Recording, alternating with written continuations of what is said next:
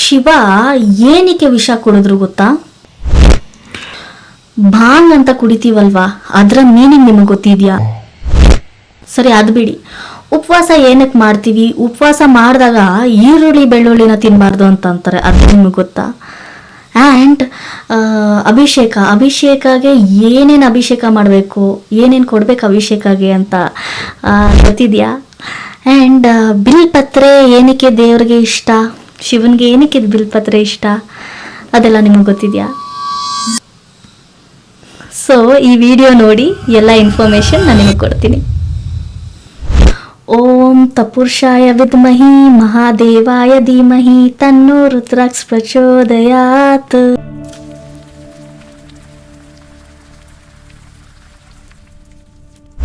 ಶಿವ ಯಾವತ್ತಾದರೂ ಬಂದು ಹೇಳೋರ, ಇದು ಭಂಗಿ, ಇದು ನನ್ನ ಪ್ರಸಾದ, ನೀವು ಸೇದಿದ್ರೆ ಕುಡಿದ್ರೆ, ಭಾಂಗ್ ಕುಡಿದ್ರೆ ಇದು ನನ್ನ ಪ್ರಸಾದ, ನಾನು ಪ್ರಸನ್ನ ಆಗ್ತೀನಿ ಅಂತ ಯಾವತ್ತಾದರೂ ಹೇಳಿದಾರ ನಿಮ್ಮ ಹತ್ರ ಬಂದು?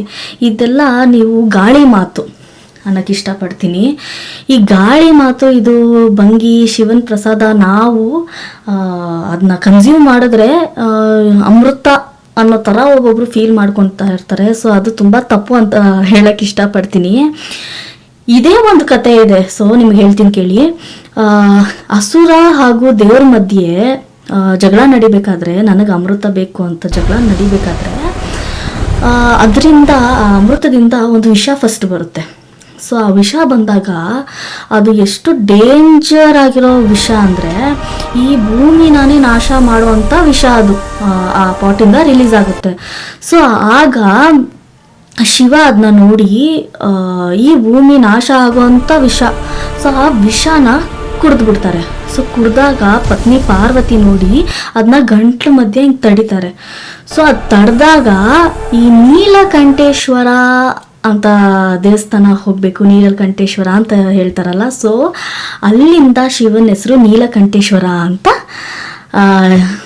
ಬಂದಿದ್ದು. ಸೊ ಈ ಬಾಂಗ್ ಇದಕ್ಕೆ ಹೆಂಗೆ ಕನೆಕ್ಟ್ ಅಂದರೆ, ಇವಾಗ ನೀವೇ ಯೋಚನೆ ಮಾಡಿ, ಈ ಪ್ರಪಂಚನೇ ನಾಶ ಮಾಡುವಂಥ ವಿಷಾನೇ ಕುಡ್ದು ಬೇರೆಯವ್ರಿಗೆ ಅಂದರೆ ನಮ್ಮ ಭೂಮಿಗೆ ಅದು ಹಾಮ್ ಆಗಬಾರ್ದು ಅಂತ ತಡೆದಾಗ ಈ ಒಂದು ಜನರು ಐ ಡೋಂಟ್ ನೋ ಏನಕ್ಕೆ ಭಾಂಗ್ ಕುಡಿದ್ರೆ ನಾನು ಶಿವನ ಪ್ರಸಾದ, ಸಾರಿ ಇದು ಶಿವನ ಪ್ರಸಾದನೇ ಅಲ್ಲ, ಇದು ಶಿವ ಉಳ್ಸೋಕ್ಕೋಸ್ಕರ ತಗೊಂಡಿರೋ ವಿಷ. ಸೊ ಅದನ್ನ ಪ್ರಸಾದ ಅಂತ ಕನ್ಸ್ಯೂಮ್ ಮಾಡ್ತೀರಾ. So it is a very miserable ಏನಿದೆಯೋ ಭಾಂಗು ಏನಿದೆಯೋ. ಸೊ ನಾನಂತೂ ಸಪೋರ್ಟ್ ಮಾಡೋಕ್ಕೆ ಹೋಗಲ್ಲ. ಈ ಶಿವರಾತ್ರಿ ಹೇಗೆ ಸೆಲೆಬ್ರೇಟ್ ಮಾಡೋದು ಅಂತಲೂ ನಾನು ನಿಮಗೆ ಹೇಳ್ತೀನಿ. ಶಿವರಾತ್ರಿ ಇವತ್ತು ಕೆಲವರು ಅಂದ್ಕೊಂಡಿರ್ತಾರೆ, ಇವತ್ತು ಶಿವರಾತ್ರಿ, ನಾನು ಶಿವನ ದೇವಸ್ಥಾನಕ್ಕೆ ಹೋಗಿ ಕೈ ಮುಗ್ದಿದ ತಕ್ಷಣನೇ ನನಗೆ ದೇವ್ರು ವರ ಕೊಟ್ಬಿಡ್ತಾರೆ. ಈ ಒಂದು ಶಿವರಾತ್ರಿಗೆ ದೇವ್ರನ್ನ ಈ ಥರ ಬೇಡೋದ್ರಿಂದ ನಮಗೆ ವರ ಸಿಕ್ಬಿಡುತ್ತೆ ಅಂತ ಅನ್ಕೊತಾರೆ. ಸೊ ಇದು ನಿಜವಾಗ್ಲೂ ತಪ್ಪು. ಆ್ಯಂಡ್ ಶಿವ ನಿಮ್ಗೆಲ್ಲರಿಗೂ ಗೊತ್ತು, ಶಿವ ಆದಿ ಯೋಗಿ. ಸೊ ಆದಿ ಯೋಗಿ ಅಂತ ಮೀನಿಂಗ್ ನಿಮಗೆ ಗೊತ್ತಿದೆಯಾ? ಆದಿಯೋಗಿ ಅಂದರೆ ಶಿವನೇ, ಅಂದರೆ ಈ ಪ್ರಪಂಚಕ್ಕೆ ಈ ಮೆಡಿಟೇಷನ್, ಈ ಪೇಷನ್ಸ್ ಅನ್ನೋದು ಶಿವ ರೆಫರೆನ್ಸ್ ಆಗೇನೆ ಬಂದಿದ್ದು. ಕರೆಕ್ಟಾ? ಪೇಷನ್ಸ್, ಮೆಡಿಟೇಷನ್, ಮತ್ತು ಎಷ್ಟೊಂದು ಮೆಡಿಟೇಷನ್ ಸೆಂಟರ್ಸ್ ಇದೆ. ಸೊ ಅದೆಲ್ಲ reference to Shiva. So if you are doing meditation also, ಅದು ಒಂದು ಪ್ರೇಯರ್ ಆಗಿ ಕನ್ಸಿಡರ್ಡ್ ಆಗುತ್ತೆ. ಹೇಗೆ ಅಂದರೆ ನೋಡಿ, ಶಿವ ತಪಸ್ಯ ಮಾಡಿದಾಗೇನೆ ನಮಗೇನು ಬೇಕದು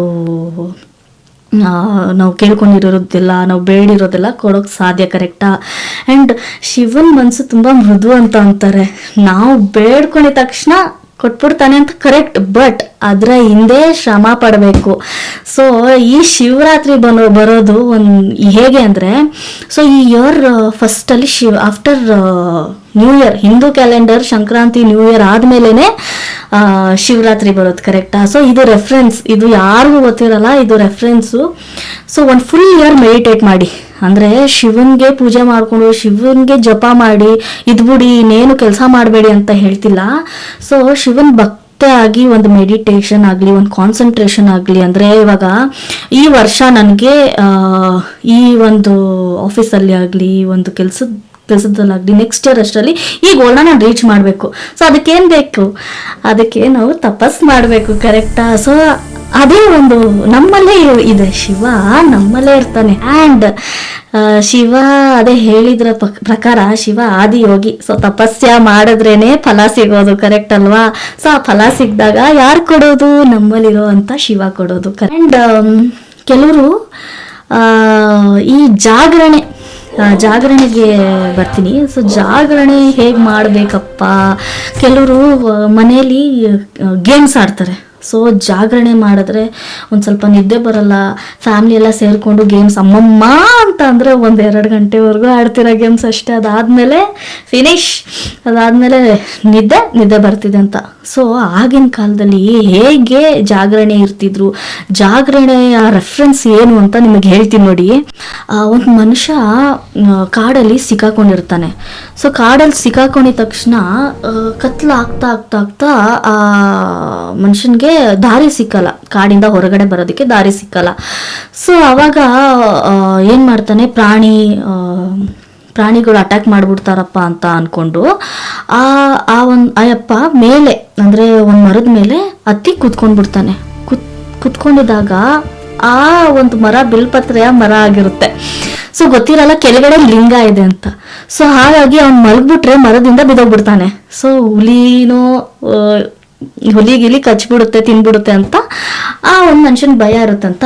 ಇಡೀ ರಾತ್ರಿ ಆ ಬಿಲ್ಪತ್ರೆನ ಒಂದೊಂದೇ ಕಿತ್ತು ನಿದ್ದೆ ಬರಬಾರ್ದು ಅಂತ ಕಿತ್ತು ಕೆಳಗಡೆ ಹಾಕ್ತಿರ್ತಾನೆ. ಸೊ ಅವನಿಗೆ ಗೊತ್ತಿಲ್ಲ ಇಲ್ಲಿ ಲಿಂಗ ಇದೆ ಅಂತ. ಸೊ ಆ ಮನುಷ್ಯನಿಗೆ ಗೊತ್ತಿಲ್ಲ ಲಿಂಗ ಇದೆ ಅಂತ ಕಿತ್ತು ಹಾಕಿದಾಗ ಬೆಳಕಾಗ್ಬಿಡುತ್ತೆ. ಸೊ ಬೆಳಕಾದ ತಕ್ಷಣ ದೇವರು ಪ್ರಸನ್ನ ಆಗಿ ಇಡೀ ರಾತ್ರಿ ನೀನು ಜಾಗರಣೆ ಮಾಡಿ ನನಗೆ ನೀನು ಬಿಲ್ಪತ್ರೆ ಹಾಕಿದ್ಯಾ ಅಂತ ನಿನಗೇನ್ ಬೇಕು ವರ ಕೇಳು ಅಂತ ಹೇಳ್ತಾರೆ.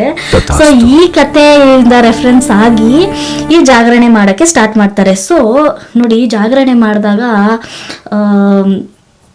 ನೀವು ಒಂದು ಮೆಡಿಟೇಷನ್ ಮಾಡಿ ಅಥವಾ ದೇವ್ರ ಹಾಡು ಕೇಳಿ, ಅಂದರೆ ಡಿಸ್ಟ್ರಾಕ್ಟ್ ಮಾಡ್ಕೊಂಡ್ಬೇಡಿ. ನೀವು ಗೇಮ್ಸ್ ಆಡ್ತೀರಾ ಸುಸ್ತಾಗ್ತೀರಾ, ಗೇಮ್ಸ್ ಆಡ್ತೀರಾ ಅಥವಾ ಟೈಮ್ ಪಾಸು. ಗೇಮ್ಸ್ ಆಡಿದಾಗ ದೇವ್ರು ಬಂದು ನಿಮಗೆ ವರ ಅಂತ ಕೊಡಲ್ಲ.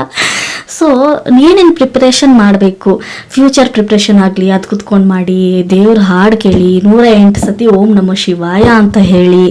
ಆ್ಯಂಡ್ ಓಂ ನಮಃ ಶಿವಾಯ ಅಂತ ಬಂದಾಗ ಓಂ ನಮಃ ಶಿವಾಯ ಮೀನಿಂಗ್ ಏನು ಅಂತ ನಿಮಗೆ ಗೊತ್ತಿದೆಯಾ?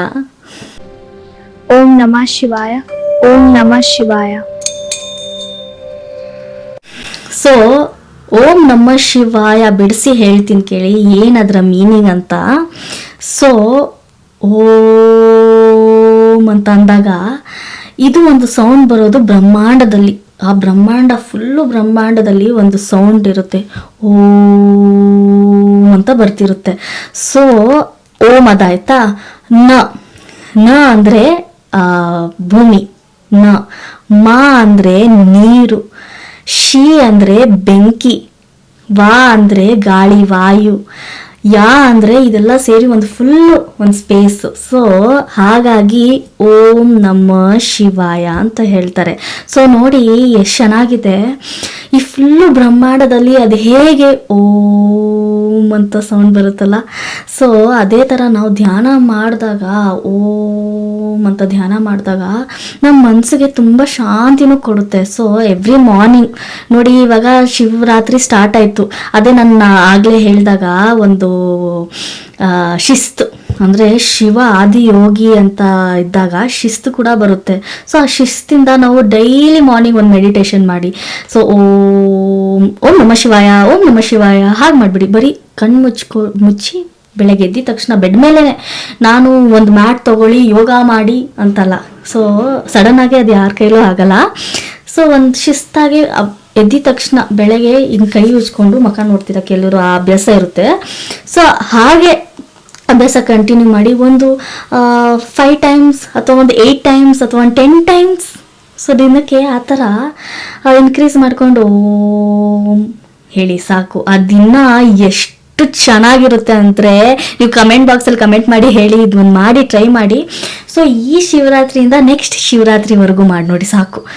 ನೆಕ್ಸ್ಟ್ ಶಿವರಾತ್ರಿವರೆಗೂ ಈ ಒಂದು ಓಂ ಅನ್ನೋದು ಮೆಡಿಟೇಷನ್ ಮಾಡಿ. ಸೊ ಒಂದು 5 ಟೈಮ್ಸ್ ನೋಡಿ, ನಾನು ಒಂದು 1 hour 2 hour ಮಾಡಿ ಅಂತ ಹೇಳ್ತಿಲ್ಲ, ಒಂದು ಹಾಫ್ ಅನ್ ಅವರ್ ಮಾಡಿನೂ ಹೇಳ್ತಿಲ್ಲ, 15 minutes ಬೇಡ, ಜಸ್ಟ್ 5 counts. ಓಂ ಓಂ ಓಂ ಓಂ ಓಂ ಅಂತ 5 counts ಮಾಡಿ. ಆ್ಯಂಡ್ ನಿಮ್ಮ ಲೈಫ್ ಎಷ್ಟು ಚೇಂಜ್ ಆಗಿರುತ್ತೆ, ನೀವು ಎಷ್ಟು ಪಾಸಿಟಿವ್ ಆಗಿರ್ತೀರಾ, ಆ ದಿನ ಎಲ್ಲ ಎಷ್ಟು ಸಂತೋಷವಾಗಿರ್ತೀರಾ. ಏನೇ ಸ್ಟ್ರೆಸ್ ನಿಮಗೆ ಬರಲಿ, ಆಫೀಸಿಂದ ಬಾಸ್ ಬೈಲಿ, ಮ್ಯಾನೇಜರ್ ಬೈಲಿ, ಸ್ಟ್ರೆಸ್ ಬರಲಿ, ಇವತ್ತು ಸ್ಯಾಲ್ರಿ ಫುಲ್ಲು ಖಾಲಿ ಎಲ್ಲ ಹೊರಟೋಯ್ತು, ನಾನು ಇತ್ತಿಂದ ಎಲ್ಲ ಫುಲ್ ಲೋನ್ ಅವ್ರು ಕಾಲ್ ಮಾಡಿ ಬೈತಿದ್ದಾರೆ, ನೀವು ತಲೆ ಏನೇ ಕೆಡಿಸ್ಕೊಳ್ಳಲ್ಲ.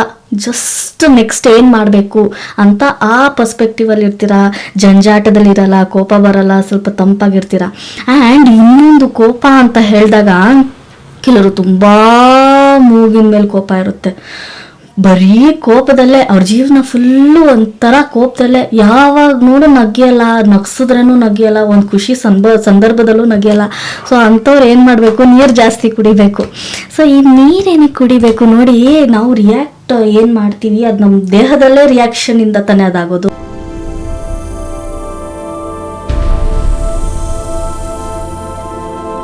ಏನೆಲ್ಲ ವರ್ಕ್ ಆಗ್ತಿದೆ, it is working in from our body. So ನೋಡಿ, ಶಿವ ತಪಸ್ ಮಾಡಿದಾಗ ಕೈ ಕಟ್ಕೊಂಡು ಮಾಡಲ್ಲ, ಅಥವಾ ತಲೆ ಮೇಲೆ ಕೈ ಇಟ್ಕೊಂಡು ಮಾಡಲ್ಲ, 2 ಕೈ ಹಿಂಗೆ ಹಗುರವಾಗಿ ಬಿಟ್ಟು ಓಂ ಅಂತ ತಪಸ್ ಮಾಡ್ತಾ ಇರ್ತಾರೆ, ಕರೆಕ್ಟಾ? ಸೊ ಈ ಒಂದು ಚಕ್ರಾಸ್ ಇದೆಯಲ್ಲ, ಸೊ ಅದು ಆಕ್ಟಿವೇಟ್ ಆಗುತ್ತೆ. ಬಿಲ್ಪತ್ರೆ ಏನಕ್ಕೆ ದೇವ್ರಿಗೆ ಇಷ್ಟ? ಬಿಲ್ಪತ್ರೆಯಲ್ಲಿ ಏನಿದೆ? ಸನ್ಫ್ಲವರ್ ಇಷ್ಟ ಆಗ್ಬೋದು, ಮಲ್ಲಿಗೆ ಹೂವು ಇಷ್ಟ ಆಗ್ಬೋದು, ಬೇರೆ ಹೂವು ಇಷ್ಟ ಆಗ್ಬೋದು. ಬಿಲ್ಪತ್ರೆಯಲ್ಲಿ ಏನಿದೆ ಅಂತ ನೀವು ಯೋಚಿಸಿದಾಗ, ಸೊ ಈ ಬಿಲ್ಪತ್ರೆ ಬೇರೆ ಏನೂ ಅಲ್ಲ. ಸೊ ಈ ಬಿಲ್ಪತ್ರೆ ಶಿವನ 3rd ಐ, 3ನೇ ಕಣ್ಣು. ಸೊ ಶಿವನ 3ನೇ ಕಣ್ಣು ಕೂಡ ಹೇಳ್ತಾರೆ ಬಿಲ್ಪತ್ರೆ.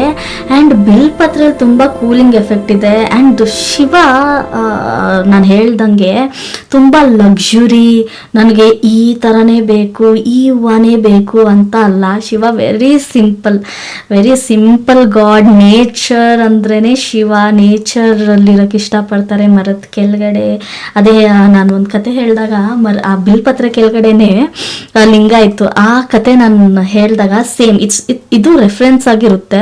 ಸೊ ಶಿವ ತುಂಬ ನನಗೆ ಈ ಹೂವು ಆ ಹೂವು ಬೇಕು ಅಂತಲ್ಲ, Shiva is connected to nature, correct ಅಲ್ವಾ? ಸೊ ಈ ಸ್ಟೋರಿ ಹೇಳಿದಾಗ ಫುಲ್ ನೇಚರಲ್ಲೇ ಇದೆ ನೋಡಿ. ಆ ಓಂ ವಿಷಯ ಆಗಲಿ, ಶಿವ ಅಮೃತ ವಿಷಯ ಆಗಲಿ, ಅಭಿಷೇಕ ವಿಷಯ ಆಗಲಿ, it's all connected to nature. So ಬಿಲ್ಪತ್ರೆ ಬೇರೆ ಏನೂ ಅಲ್ಲ, ಶಿವನ 3rd ಐ ಅಂತ ಹೇಳ್ತಾರೆ. ಆ್ಯಂಡ್ ನಾವು ಶಿವರಾತ್ರಿ ದಿನ ಅಥವಾ ಬೇರೆ ದಿನ ಶಿವನ ದೇವಸ್ಥಾನ ಹೋದಾಗ ಬಿಲ್ಪತ್ರೆ ಕೊಡೋದ್ರಿಂದ ನಮ್ಮ ಪಾಪಗಳೆಲ್ಲ ತೊಳೆದಾಗೆ. ಸೊ ಶಿವನ ಪ್ರಿಯೆ ಬಿಲ್ಪತ್ರೆ ಪಾಪಗಳೆಲ್ಲ ತೊಳೆದ ಹಾಗೆ. ಆ್ಯಂಡ್ ಬಿಲ್ಪತ್ರೆ ಯಾವ ರೀತಿಯಿಂದ ಕೊಡಬೇಕು, ಕರೆಕ್ಟ್ ರೀತಿಯಿಂದ ಕೊಡಬೇಕು. ಬಿಲ್ಪತ್ರೆ ತಗೊಂಡು ಶಿವನ್ಗೆ ಹಾಕೋದಲ್ಲ. ಆ ಬಿಲ್ಪತ್ರೆ ಡ್ಯಾಮೇಜ್ ಇರಬಾರ್ದು, ನೀಟಾಗಿರ್ಬೇಕು. ಡ್ಯಾಮೇಜ್ ಆಗಿರೋ ಬಿಲ್ಪತ್ರೆ ಶಿವನ್ಗೆ ಕೊಡಬಾರ್ದು, ಶಿವನ ದೇವಸ್ಥಾನಕ್ಕೆ ತಗೊಂಡು ಹೋಗಬಾರ್ದು. ಸೊ ಡ್ಯಾಮೇಜ್ ಆಗಿರೋ ಬಿಲ್ಪತ್ರೆ ಯಾವತ್ತಿದ್ರೂ ದೇವಸ್ಥಾನಕ್ಕೆ ಶಿವನ್ಗೆ ಕೊಡೋಕೆ ಹೋಗಬೇಡಿ. ಅಲ್ಲಿ ದೇವಸ್ಥಾನ ಮುಂದೆ ಮಾರ್ತಿರ್ತಾರೆ, ತಗೊಳ್ಳಿ ಬಿಲ್ಪತ್ರೆ ಶಿವನ್ ಕೊಡಿ ಅಂತ. ಬಟ್ ಬಿಲ್ಪತ್ರೆ ತಗೊಂಡಾಗ ಚೆಕ್ ಮಾಡಿ, ಲೀಫು ಯಾವುದು ಡ್ಯಾಮೇಜ್ ಇರಬಾರ್ದು ಅಂತ ಬಿಲ್ಪತ್ರೆ ದೇವರಿಗೆ ಕೊಡಿ. ಈ ಶಿವರಾತ್ರಿಗೆ ನಾವು ಉಪವಾಸ ಮಾಡಿದ್ರೆ ಒಳ್ಳೇದಾಗುತ್ತೆ ಅಂತ ಕೂಡ ಹೇಳ್ತಾರೆ. ಆದರೆ ಉಪವಾಸ ಟೈಮಲ್ಲಿ ನಾವು ಈರುಳ್ಳಿ ಬೆಳ್ಳುಳ್ಳಿ ತಿನ್ನೋ ಹಾಗೆ ಇಲ್ಲ. ಸೊ ಈರುಳ್ಳಿ ಬೆಳ್ಳುಳ್ಳಿ ಉಪವಾಸ ಟೈಮಲ್ಲಿ ಯಾಕೆ ತಿನ್ನಬಾರ್ದು ಅದು ಗೊತ್ತಾ ನಿಮಗೆ, ಏನಕ್ಕೆ ತಿನ್ನಬಾರ್ದು ಅಂತ? ಸೊ ಇದರ ಹಿಂದೆ ಒಂದು ಕತೆ ಇದೆ. ಸೊ ಸೇಮ್ ಕತೆ, ಆ ಸಮುದ್ರ ಮಂಥನ ಟೈಮಲ್ಲಿ ದೇವ್ರಿಗೆ ಅಮೃತ ಬಡಿಸ್ತಾ ಇರ್ತಾರೆ. ಸೊ ಅಮೃತ ಬಡಿಸೋವಾಗ ಒಬ್ಬ ರಾಕ್ಷಸ ಬಂದು ಚಂದ್ರ ಹಾಗೂ ಸೂರ್ಯ ಮಧ್ಯ ಹೋಗಿ ಕುತ್ಕೊತಾನೆ. ದೇವ್ರ ವೇಷ ಹಾಕಿ ಆ ರಾಕ್ಷಸ ಬಂದು ಕುತ್ಕೊತಾನೆ ಅಮೃತ ತಗೊಳ್ಳೋದಕ್ಕೆ. ಸೊ ಆಗ ಚಂದ್ರ ಹಾಗೂ ಸೂರ್ಯ ನೋಡ್ಬಿಟ್ಟು ವಿಷ್ಣು ದೇವ್ರಿಗೆ ಸೇಗೆ ಮಾಡಿ ಹೇಳ್ತಾರೆ, ಇದು ದೇವ್ರಲ್ಲ ಕೂತಿರೋದು, ಇದು ರಾಕ್ಷಸ, ದೇವರು ವೇಷ ಹಾಕೊಂಡು ರಾಕ್ಷಸ ಕೂತಿರೋದು ಅಂತ ಇಂಡಿಕೇಶನ್ ಮಾಡ್ತಾರೆ. ಸೊ ಇಂಡಿಕೇಶನ್ ಮಾಡಾದ ನಂತರ ವಿಷ್ಣು ತನ್ನ ಚಕ್ರದಿಂದ ಆ ರಾಕ್ಷಸನ್ನ ಕಟ್ ಮಾಡ್ತಾರೆ, ತಲೆ ಭಾಗ ಕಟ್ ಮಾಡ್ತಾರೆ. ಸೊ ಆ ತಲೆ ಭಾಗ ಕಟ್ ಮಾಡೋದಾಗ ಆ ಒಂದು ಬ್ಲಡ್ ಏನಿದೆ, ಆ ರಾಕ್ಷಸನ ರಕ್ತ ಭೂಮಿ ಮೇಲೆ ಬೀಳುತ್ತೆ. ಸೊ ಭೂಮಿ ಮೇಲೆ ಆ ರಾಕ್ಷಸ ಬ್ಲಡ್ ಬಿದ್ದಾಗ ಆ ಬ್ಲಡ್ಡಿಂದ ಉತ್ಪತ್ತಿ ಆಗೋದು ಈರುಳ್ಳಿ ಹಾಗೂ ಬೆಳ್ಳುಳ್ಳಿ. ಸೊ ಅದಕ್ಕೆ ಮೋಸ್ಟ್ ಪ್ರಾಬಬ್ಲಿ ನಾವು ಈರುಳ್ಳಿ ಕಟ್ ಮಾಡಿದಾಗ ಅಳ್ತೀವಿ ಅನಿಸುತ್ತೆ. ಸೊ ಈ ಒಂದು ರೆಫರೆನ್ಸ್ ಆಗಿ ನಾವು ಫಾಸ್ಟಿಂಗ್ ಮಾಡುವಾಗ ಈರುಳ್ಳಿ ಬೆಳ್ಳುಳ್ಳಿ ತಿನ್ನೋ ಹಾಗೆ ಇಲ್ಲ. ವಿಷ್ಣು ತನ್ನ ಚಕ್ರದಲ್ಲಿ ಕಟ್ ಮಾಡಿರೋ ತಲೆ ಹಾಗೂ ಬಾಡಿ, ಆ ರಾಕ್ಷಸನ್ ಬಾಡಿ ಏನಾಗಿರುತ್ತೆ, ತಲೆ ರಾಹುದಾಗಿರುತ್ತೆ ಮತ್ತು ಬಾಡಿ ಕೇತುದಾಗಿರುತ್ತೆ. ಸೊ ರಾಹು ಕೇತು ಅಂತ ಹೇಳ್ತೀವಿ ಗೊತ್ತಾ. ತಲೆ ಕಟ್ ಮಾಡಿದಾಗ ಅದು ರಾಹು, ಕೆಳಗಡೆ ಇರೋ ಭಾಗ ದೇಹ ಕೇತು ಆಗಿರುತ್ತೆ. ಸೊ ಹಾಗಾಗಿ ರಾಹು ಕೇತು ಉತ್ಪತ್ತಿ ಆಗಿದ್ದು, ಜನ್ಮ ಆಗಿದ್ದು ಈ ಒಂದು ಸಮುದ್ರ ಮಂಥನದಿಂದಾನೆ. ಸೊ ಈ ಒಂದು ನಿಮಗೆ ಕತೆ ಇಷ್ಟ ಆಗಿದೆ ಅಂತ ಅಂದ್ಕೊಂಡಿದ್ದೀನಿ. ನಿಮ್ಮೆಲ್ಲರಿಗೂ ಮಹಾಶಿವರಾತ್ರಿಯ ಶುಭಾಶಯಗಳು. ಹಾಗೂ ಈ ಒಂದು ಶಿವರಾತ್ರಿ ಇನ್ಫಾರ್ಮೇಷನ್ ನಿಮಗೆ ತುಂಬ ಇಷ್ಟ ಆಗಿದೆ ಅಂತ ಅಂದ್ಕೊಂಡಿದ್ದೀನಿ. ವಿಡಿಯೋ ಯಾರ್ಯಾರು ಸಬ್ಸ್ಕ್ರೈಬ್ ಮಾಡಿಲ್ಲ ಸಬ್ಸ್ಕ್ರೈಬ್ ಮಾಡ್ಕೊಳ್ಳಿ, ಲೈಕ್ ಮಾಡಿ, ನಿಮ್ಮ ಫ್ರೆಂಡ್ಸ್ ಜೊತೆ ಶೇರ್ ಮಾಡಿ. ಆ್ಯಂಡ್ ಇನ್ನೂ ಒಳ್ಳೊಳ್ಳೆ ವಿಡಿಯೋಸ್ ಇದೆ, ನನ್ನ ಚಾನಲ್ ಹೋಗಿ ನೋಡಿ, ಸಬ್ಸ್ಕ್ರೈಬ್ ಮಾಡಿ ಆ್ಯಂಡ್ ಎಂಜಾಯ್ ಮಾಡಿ. ಥ್ಯಾಂಕ್ ಯು ಫ್ರಮ್ ಖುಷಿ TV ಕನ್ನಡ, ಈ ಖುಷಿ ಕಡೆಯಿಂದ.